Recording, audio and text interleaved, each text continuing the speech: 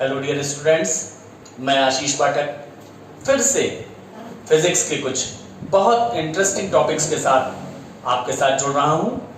आशा करता हूं कि आप सब स्वस्थ और सुरक्षित होंगे। तो स्टूडेंट्स, लास्ट वीडियो में हमने देखा कि इलेक्ट्रोस्टैटिक्स में जो वैद्युत आवेश या इलेक्ट्रिक चार्ज का कॉन्सेप्ट है वो किस तरीके से है।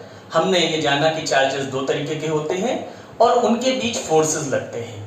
इस वीडियो में आज मैं जो आपको बताने जा रहा हूं वो पूरे इलेक्ट्रोस्टैटिक्स के लिए आपके लिए बहुत इंपॉर्टेंट है।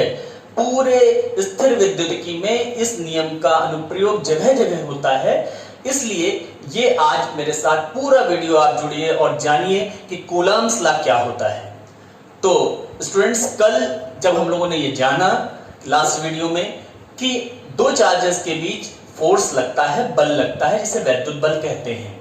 तो 1785 में फ्रांसीसी वैज्ञानिक कूलाम ने ये कैलकुलेट किया, प्रयोगों के आधार पर ये गणना की कि दो आवेशों के मध्य कितना बल लगता है। तो आप देख सकते हैं यहाँ बोर्ड पर मैंने दो चार्जेस Q1 और Q2 बना रखे हैं। ये Q1 आवेश है और ये Q2 आवेश है। ये दोनों चार्जेस एक दूसरे से स्मॉल r दूरी पर स्थित है।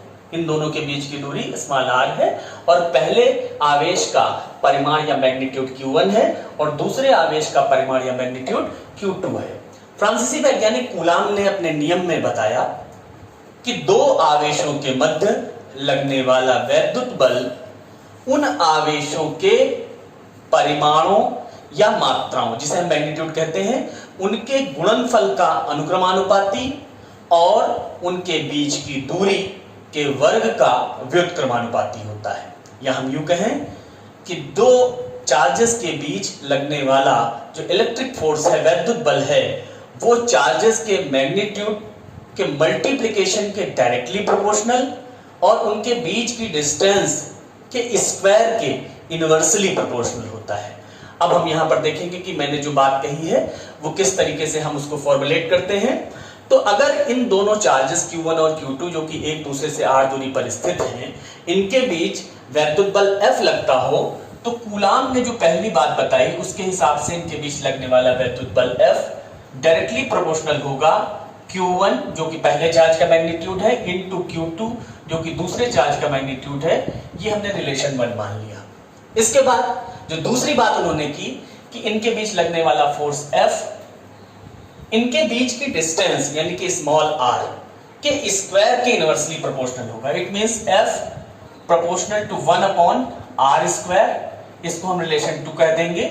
अब इन दोनों रिलेशंस को अगर हम कंबाइन करते हैं तो हमको मिलता है F is proportional to Q1 Q2/r square.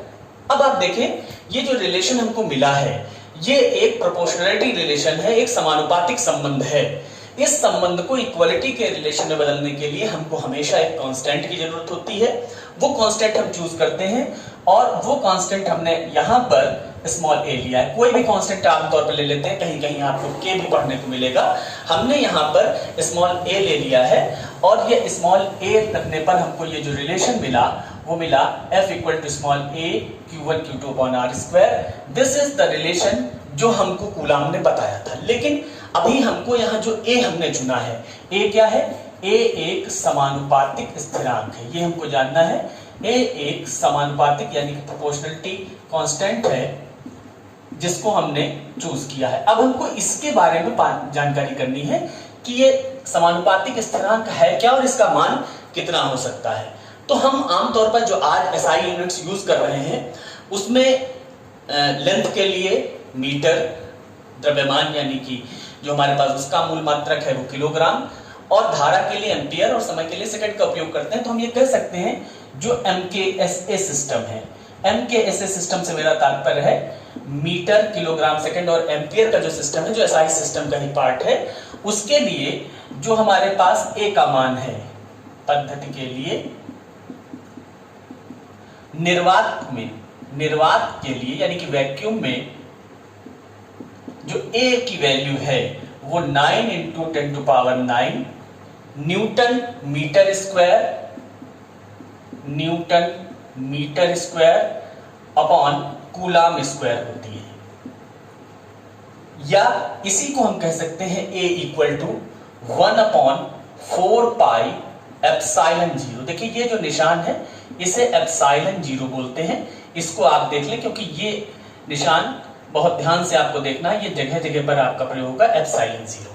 तो अब अगर हमको ये पता चल गया कि जो A हमारा प्रोपोर्शनलिटी कांस्टेंट है उसकी value 9 × 10⁹ newton metre square upon coulomb square होती है और A को हम 1/4 पाई एप्सिलॉन 0 कह सकते हैं, तो अब हमारा कूलम का नियम पूरी तरीके से बन गया और इसको हम कह सकते हैं F = 1/4 pi epsilon 0 Q1 Q2 upon r²। यही कूलम का नियम हमको बहुत अच्छे ढंग से ध्यान रखना है क्योंकि कूलम ने जो बताया उसको हमने फाइनली इस रूप में प्राप्त किया। अगर हम 1/4 पाई एप्सिलॉन 0 की वैल्यू पुट करते हैं तो हमको ये मिल जाएगा F = 9 × 10⁹ Q1 Q2 upon r²। ये हमारे पास इसी जो फॉर्मूला है उसका दूसरा रूप है। लेकिन स्टूडेंट्स आपको ये पता होना चाहिए जो एप्सिलॉन 0 मैंने कहा, ये एप्सिलॉन 0 है क्या? पाई को आप जानते हैं, पाई की वैल्यू 22/7 या 3.14 होती है, लेकिन ये जो एप्सिलॉन 0 है इसको हम क्या कहते हैं? इसको हम कहते हैं एप्सिलॉन 0 को हम कहते हैं निर्वात की विद्युतशीलता। निर्वात की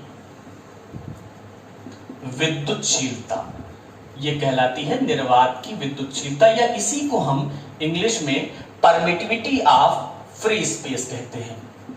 परमिटिविटी ऑफ फ्री स्पेस ये एप्सिलॉन 0 कहलाती है। और इस एप्सिलॉन 0 की वैल्यू भी हम सबको जानना होगा और इस एप्सिलॉन 0 की वैल्यू जो होती है वो 8.85 × 10⁻⁻12 coulomb square upon newton metre square होती है। तो इसकी वैल्यू भी हमको ध्यान रखनी है। ये जो एप्सिलॉन 0 जिसे हमने permittivity of the free space कही है, इस तरीके से हमने इस कूलम के फॉर्मूले को अभी देखा, नियम को देखा। अब आप देखेंगे कि ये जो मैंने यहाँ पर एक चीज स्पेशली मेंशन की थी कि ये निर्वात के लिए है, वैक्यूम के लिए है। जब इसको हमने निर्वात या वैक्यूम के लिए कहा, इट मीन्स कि कहीं ना कहीं इसके अलावा भी कोई मीडियम हो सकता है। और अब मैं वही आपको बताने जा रहा हूं कि अगर ये चार्जेस वैक्यूम के अलावा किसी मीडियम में रख दिए जाएं, किसी माध्यम में रख दिए जाएं, तो जब वो माध्यम में रखे जाएंगे तो हमारे पास उनके बीच का फोर्स क्या होगा। तो अगर मान लीजिए इन चार्जेस को वैक्यूम से हटा करके किसी मीडियम में रखा जाता है, वो मीडियम हमारे पास कोई ऑयल हो सकता है, पानी हो सकता है, कोई मेटल हो सकता है, कुछ भी हमारे पास कोई लिया जा सकता है, तो उसमें अगर हम इसको रखते हैं तो फोर्स पर क्या इफेक्ट पड़ता है। माना हमने कि यदि आवेशों को के परावैद्युतांक, एक नया शब्द आपके लिए आया, अभी इसको एक्सप्लेन करूंगा, परावैद्युतांक के माध्यम में रखा जाए, माध्यम में रखा जाए। ये K को हम dielectric constant of the medium कहते हैं, इसी को परावैद्युतांक कहते हैं। जिस भी हम माध्यम में जा रहे हैं उसका एक स्पेसिफिक कांस्टेंट होगा जिसको हम K से डिनोट करेंगे, जो उसका डाइलेक्ट्रिक कांस्टेंट कहलाएगा मीडियम का। तो हमारे पास ये जो पूरा हमारा जो कूलम्स लॉ है वो थोड़ा सा बदलता है और उसमें हमारे पास तब F = हो जाता है 1/4 pi epsilon 0 K Q1 Q2 upon r²। ये जो K हमने यहां पर लगाया ये उस मीडियम के लिए हमने लगाया है जिस मीडियम में हम अब चार्जेस को ला करके रख रहे हैं। इसका मतलब अगर हम यहाँ 9 × 10⁹ की वैल्यू पुट करें 1/4 पाई एप्सिलॉन 0 की जगह पर, तो ये हमारे पास बन जाएगा F = 9 × 10⁹ upon K Q1 Q2 upon r²। ये हमारे पास वही कूलम का नियम है जो अभी तक हम पढ़ रहे हैं। यहाँ एक चीज और आप देखेंगे स्टूडेंट्स, ये जो एप्सिलॉन 0 K है इसको हम एप्सिलॉन से भी डिनोट कर सकते हैं। एप्सिलॉन 0 को मैंने आपसे बताया था क्या है, एप्सिलॉन 0 निर्वात की विद्युतशीलता या permittivity of the free space थी। फ्री स्पेस क्यों हमने यूज किया, क्योंकि वो निर्वात था तो वहां निर्वात की विद्युतशीलता कही गई। अब हमने एप्सिलॉन 0 के साथ K लगाया है और K क्या है, डाइलेक्ट्रिक कांस्टेंट है उस मीडियम का जिस मीडियम में इनको रखा गया है, इसलिए जो एप्सिलॉन 0 के को हमने एप्सिलॉन नाम दिया है, ये कहलाता है माध्यम की विद्युतशीलता। ये कहलाता है माध्यम की विद्युतशीलता। इसे हम माध्यम की विद्युतशीलता कहते हैं, या इसी को हम कह सकते हैं permittivity of the medium. Permittivity of the medium कहलाती है जिस मीडियम में उन चार्जेस को रखा गया है। तो हम इस फॉर्मूले को एक और तरीके से भी लिख सकते हैं, F = 1/4 पाई एप्सिलॉन। एप्सिलॉन 0 की जगह हमने एप्सिलॉन रख दिया, Q1 Q2 अपॉन R²। अच्छा, यहां आप एक चीज और देखें, यहीं से अगर आप देखें इस रिलेशन को, अगर आप ध्यान दें तो यहां से अगर आप देखेंगे तो epsilon upon epsilon not equal to K।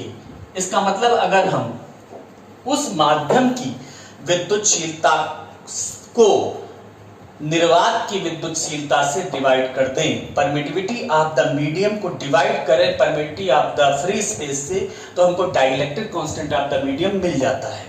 अब आपको मैं बता दूं जल्दी से कि कुछ मीडियम्स के डाइलेक्ट्रिक कांस्टेंट क्या क्या होते हैं। तो सबसे पहले जैसे हमने जो निर्वात लिया था वैक्यूम, तो वैक्यूम के लिए K की वैल्यू 1 होती है निर्वात के लिए।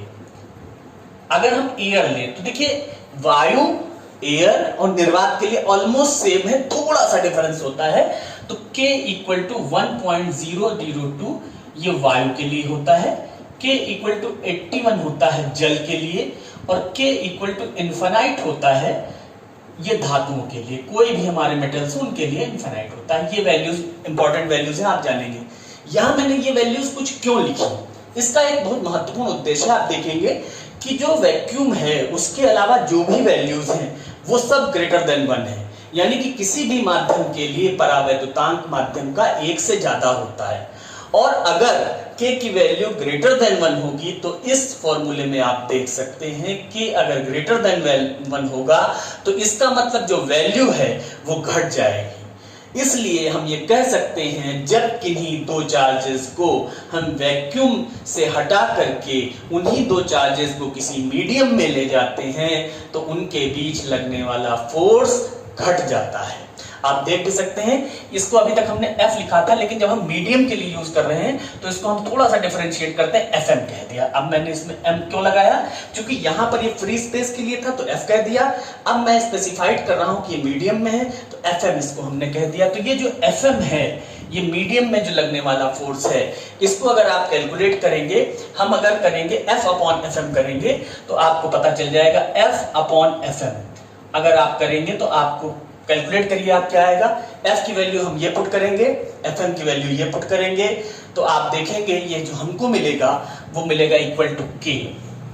यानी कि हमारे पास जो F/FM है वो वैल्यू K के इक्वल होती है, परावैद्युतांक की इक्वल होती है। हम ये कह सकते हैं यहां पर कि F = K × FM। इसका मतलब माध्यम में जो हमारे पास बल है उसको अगर माध्यम के परावैद्युतांक से मल्टीप्लाई करेंगे तब हमको निर्वात में बल मिलेगा। बहुत क्लियरली आपको अभी समझ जाना है कि किन्हीं दो चार्जेस को जब तक हम वैक्यूम में रखते हैं उनके ऊपर मैक्सिमम फोर्स होता है, उनको हम किसी भी मीडियम में ले जाएंगे तो उनके ऊपर फोर्स घटेगा। इसी का एक एग्जाम्पल मैं आपको बता करके इस पूरे कॉन्सेप्ट को फाइनली समझा करके खत्म करूंगा कि आपने NaCl सोडियम क्लोराइड को सुना होगा और ये भी जानते होंगे कि जब भी सोडियम क्लोराइड को हम पानी में डालते हैं तो क्या होता है। सोडियम क्लोराइड यानी कि NaCl को अगर हम पानी में डालते हैं तो वो वियोजित हो जाता है सोडियम और क्लोराइड आयंस में। ऐसा क्यों होता है?